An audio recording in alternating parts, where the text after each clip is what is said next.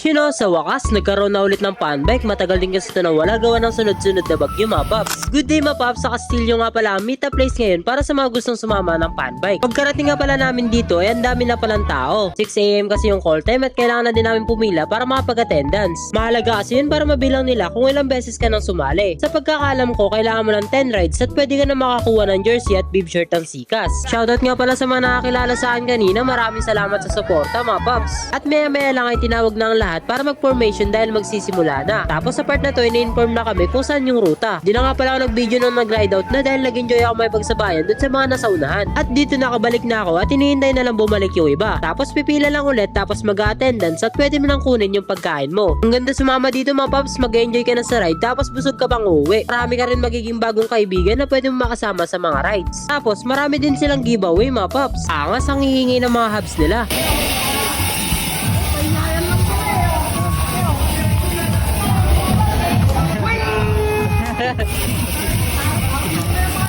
Bago nga pala mag-uwian ay nag-group picture muna kami. Bali ipopost na lang nila yan sa page nila na Sikas. Dami nga rin pala sumabay sa atin habang pauwi na. So ulit sa susunod ulit na Sabado mga paps. Kung malapit nga pala kayo sa Itiaga Isabela ay pwede kayong sumali dito. Tignan nyo na lang yung update nila sa page nila na Sikas. Yun lang mga paps, salamat sa panonood. Ride safe palagi.